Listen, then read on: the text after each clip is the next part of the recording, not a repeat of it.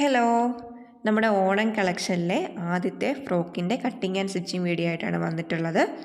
0 to 3 month old ബേബീൻ്റെ ഫ്രോക്കാണിത്. അപ്പോൾ തുണി 4ആയിട്ട് മടക്കിയിടുക. ഇതിൻ്റെ വീതി നമ്മൾ 7.5 ഇഞ്ചാണ് ഇതിലുള്ളത്. 6 ഇഞ്ച് എടുത്താലും മതി.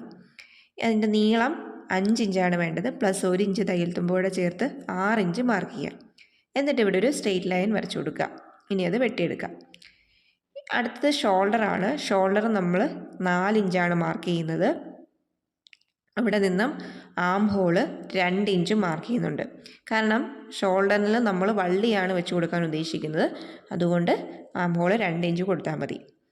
അടുത്തത് ചെസ്റ്റ് റൗണ്ടാണ്. ചെസ്റ്റ് റൗണ്ട് 4.5 ഇഞ്ചാണ്. പ്ലസ് 1/2 ഇഞ്ച് തയ്യൽ തുമ്പോടെ ചേർത്ത് 5 ഇഞ്ച് മാർക്ക് ചെയ്യുന്നുണ്ട്. അതുപോലെ തന്നെയാണ് വേസ്റ്റ് റൗണ്ടും. വേസ്റ്റ് റൗണ്ട് ഇവിടെ 4 ഇഞ്ചാണ് കൊടുത്തിട്ടുള്ളത്. 1/2 ഇഞ്ച് ചേർത്ത് മാർക്ക് ചെയ്തെടുക്കുക. ഇനി ചെസ്റ്റ് റൗണ്ടും വേസ്റ്റ് റൗണ്ടും തമ്മിൽ യോജിപ്പിച്ച് വരയ്ക്കുക. അടുത്തത് നെക്ക് വിഡ്ത്താണ്. നെക്ക് വിഡ്ത്ത് 2 ഇഞ്ചാണ്. നെക്ക് ലെങ്ത് കൊടുക്കുന്നത് 1/2 ഇഞ്ചുമാണ്. അത് മാർക്ക് ചെയ്യുക. എന്നിട്ട് അതുപോലൊരു റൗണ്ട് ഷേപ്പ് നെക്ക് വരച്ച് കൊടുക്കുക. ഇനി നെക്ക് വിഡ്ത്ത് 2 ഇഞ്ച് മാർക്ക് ചെയ്തതിൽ നിന്നും തൊട്ടപ്പുറത്തേക്ക് 1 ഇഞ്ച് കൂടി ഷോൾഡറിലേക്ക് മാർക്ക് ചെയ്യുക. എന്നിട്ട് അവിടെ നിന്ന് വേണം നമുക്ക് ആം ഹോൾ വരച്ചു കൊടുക്കാനായിട്ട്. അപ്പോൾ ഇതുപോലെ വരച്ചെടുത്തിട്ടുണ്ട്. ഇനി ഇത് നമുക്ക് ഫുള്ള് വെട്ടിയെടുക്കാം. ഇനി ഇതിൻ്റെ മെയിൻ ഫാബ്രിക് പോളി കോട്ടനാണ് എടുത്തിട്ടുള്ളത്. ഇതുപോലെ 2 പീസ് വെട്ടിയെടുത്തിട്ടുണ്ട്. ഇതിൻ്റെ സ്കേർട്ടിൻ്റെ ലൈനിങ് എടുത്തിട്ടുണ്ട്. അത് കോട്ടനാണ്. അതുപോലെ തന്നെ സ്കേർട്ടിൻ്റെ പോർഷന് വേണ്ടിയിട്ട് നമ്മൾ കേരള കസവിൻ്റെ ആണ് എടുത്തിട്ടുള്ളത്. സ്കേർട്ടിൻ്റെ ലെങ്ത് നമ്മൾ കൊടുക്കുന്നത് 10 ഇഞ്ചാണ്. പ്ലസ് 1 ഇഞ്ച് തയ്യൽ തുമ്പോടെ ചേർത്ത് 11 ഇഞ്ച് കൊടുക്കുന്നുണ്ട്. ഇനി നമ്മൾ ഞുറു ഇടുന്നതിന് വേണ്ടിയിട്ട് വിട്ട് കൊടുക്കുന്നത് വേസ്റ്റ് റൗണ്ട് എത്രയാണോ അതിൻ്റെ 3 മടങ്ങാണ് എടുത്തിട്ടുള്ളത്. അതുപോലെ ഷോൾഡറിന് വേണ്ടിയിട്ട് വള്ളി കൊടുക്കാനായിട്ടും സ്കേർട്ടിൻ്റെ ബാക്കി വന്ന പോർഷൻ എടുത്തിട്ടുണ്ട്. ഫ്രില്ല് ഒരു ബോയും കൂടെ കൊടുക്കുന്നുണ്ട്. അതിന് വേണ്ടിയിട്ടുള്ള തുണിയും എടുത്തിട്ടുണ്ട്. ആദ്യം നമ്മൾ ഇതുപോലെ 4 വള്ളി സ്റ്റിച്ച് ചെയ്തെടുത്തിട്ടുണ്ട്. ഇനി ഇതിൻ്റെ ഫ്രണ്ട് പാർട്ട് സ്റ്റിച്ച് ചെയ്യുന്നത് എങ്ങനെയാണെന്ന് നോക്കാം. ആദ്യം ലൈനിങ്ങിൻ്റെ ഷോൾഡറിൽ ഭാഗത്ത് ഇതുപോലെ 2 വള്ളി വെച്ച ശേഷം സ്റ്റിച്ച് ചെയ്തെടുക്കുക. അതിന് ശേഷം മെയിൻ ഫാബ്രിക് ഇതുപോലെ വെച്ചിട്ട് ലൈനിങ്ങിൻ്റെ ഷേപ്പിൽ സ്റ്റിച്ച് ചെയ്ത് വരിക. എന്നിട്ട് അതേ രീതിയിൽ തന്നെ നമുക്ക് വെട്ടിയെടുക്കാം. അതിന് ശേഷം ഇനി ഓരോ നോച്ചിട്ട് കൊടുക്കാം. അതിന് ശേഷം നമുക്കിത് തിരിച്ചിടാം. എന്നിട്ടിതൊന്ന് പതിച്ച് അടിച്ചു കൊടുക്കാം. അപ്പോൾ ഫ്രണ്ട് പാർട്ട് സ്റ്റിച്ച് ചെയ്തെടുത്തിട്ടുണ്ട്. ഇതുപോലെ തന്നെയാണ് ബാക്ക് പാർട്ടും സ്റ്റിച്ച് ചെയ്യുന്നത്. അങ്ങനെ തന്നെ നമ്മൾ 2 പാർട്ട് സ്റ്റിച്ച് ചെയ്തെടുത്തിട്ടുണ്ട്. ഇനി ഇത് തയ്യൽ തുമ്പ് അകത്ത് പോകുന്ന രീതിയിൽ കാണാത്ത രീതിയിൽ എങ്ങനെ സ്റ്റിച്ച് ചെയ്യാമെന്ന് നോക്കാം.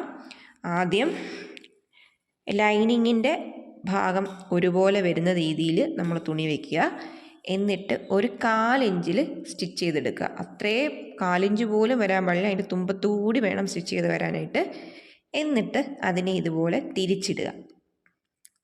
അതിന് ശേഷം ഷേപ്പ് നമ്മുടെ വണ്ണത്തിനനുസരിച്ച് സ്റ്റിച്ച് ചെയ്തെടുക്കുക. അപ്പോൾ ഇതാ ഇങ്ങനെയാണ് കിട്ടുന്നത്. ലോക്കിംഗ് മെഷീനൊന്നും ഇല്ലാത്തവർക്ക് ഇങ്ങനെയൊന്ന് പരീക്ഷിക്കുന്നത് നോക്കാവുന്നതാണ്. ഇനി ഇതിൻ്റെ സ്കേർട്ടിൻ്റെ പോർഷനാണ് സ്റ്റിച്ച് ചെയ്യുന്നത്. ആദ്യം ഞാൻ ഇതുപോലെ ഓരോ ഇഞ്ച് വെച്ച് അടയാളപ്പെടുത്തി കൊടുക്കുന്നുണ്ട്.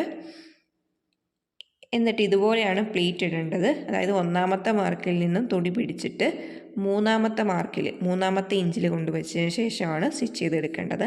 അങ്ങനെയാണ് ഓരോ പ്ലീറ്റും ഇട്ട് കൊടുക്കുന്നത്. അങ്ങനെ പ്ലീറ്റെല്ലാം ഇട്ട ശേഷം ഇതിൻ്റെ സ്കേർട്ടിൻ്റെ അരികു വശം തമ്മിൽ കൂട്ടി യോജിപ്പിക്കുക. ഇതേ രീതിയിൽ തന്നെയാണ് ലൈനിങ്ങിന് പ്രത്യേകിച്ച് പ്ലീറ്റ് നമുക്ക് ഇഷ്ടമുള്ള രീതിയിൽ അങ്ങ് ഇട്ട് കൊടുക്കുക.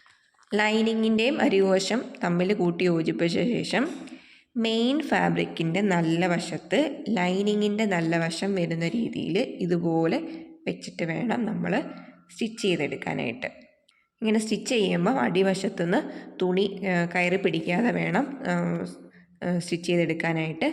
അതിനുശേഷം ഈ ലൈനിങ് അകത്തേക്ക് മറിച്ചിടുമ്പോൾ ഈ സ്കേർട്ടിൻ്റെ അകത്ത് സ്റ്റിച്ചിങ് ഉള്ളിലേക്ക് പോകും. അപ്പോൾ നമുക്ക് കുട്ടികൾക്ക് കുത്തിക്കൊള്ളുന്ന ചൊറിച്ചിൽ ഒഴിവാക്കാൻ വേണ്ടിയിട്ടാണ് അങ്ങനെ ചെയ്യുന്നത്.